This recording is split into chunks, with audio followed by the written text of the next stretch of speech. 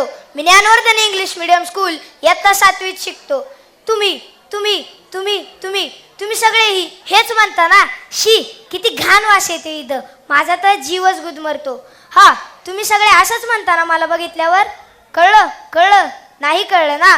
मी सांगतो. हा तोच, मी कचरा बोलतोय. घरात 3-3 दिवस झाले मी असाच पडलेला असतो. मी वाट बघत असतो कधी तुम्ही येणार, मला गोळा करणार आणि माझं खत बनवणार. काय काय म्हणालास? खत बनवण्याने काय होतं ते? अरे हे बघ, जर तुम्ही कचऱ्याचं खत बनवाल ना, तर ते तुम्ही झाडांनाही देऊ शकता आणि ते तुम्ही शेतातही वापरू शकता. समजलं? बरं ते जाऊ द्या. आता तुमच्या घरात खूप सारा कचरा निघतो. ओला कचरा, सुका कचरा आणि रिसायकलिंग. ते सगळं तुम्ही वेगळं वेगळं. हां काय, तुला रिसायकलिंगही नाही माहीत? अरे जाऊ दे, बरं थांब मी सांगतो. हे बघ, जेव्हा तू सायकल चालवतोस तेव्हा तुझे खूप पाय दुखतात.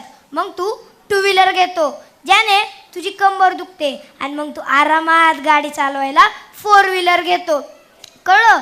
पण जेव्हा तू 4 व्हीलर घेतो तुझी ढेर सुटते, त्यामुळे तू काय करतो? जिममध्ये जाऊन सायकलच चालवतो ना. यालाच रिसायकलिंग म्हणतात. अरे नाही रे, मी तर तुझी मस्करी केली. हे बघ, जेव्हा एखाद्या जुनी गोष्टीपासून एखादी नवीन गोष्ट बनते त्याला रिसायकलिंग असे म्हणतात. समजलं?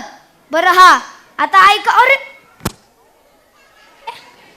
अरे काय, मी रस्त्यावर दिसलो की तुम्ही मला लाथ का मारता रे? जेव्हा मी तुम्हाला रस्त्यावर दिसेल तेव्हा तुम्ही मला उचला आणि डस्टबिनमध्ये टाका. समजलं? हे बघा, तुम्ही जर मी सांगतोय तसं केलं ना, तरी आपली सुंदर पृथ्वी परत एकदा सुंदर आणि सुसज्ज होईल. समजलं? आणि हा, मी आता सांगतोय एक खूप महत्त्वाची गोष्ट. आता तुम्ही घरात दूध पिशवी फाडता किंवा चिप्स फाडता, त्याच्यात आपण कोणे फाडतो. जसं की कैची घेतली आणि कोणा फाडला, तर ही एक खूप मोठी चूक आहे. आता तुम्ही म्हणसाल कसं? तर हे बघा, ते मोठे कागद जे असतात ते रिसायकल होतात, पण ते छोटे तुकडे कधीच रिसायकल होत नाही. त्यामुळं नेहमी फाडताना मोठे तुकडे तरी फाडा, नाही तर खाऊच नका. समजलं?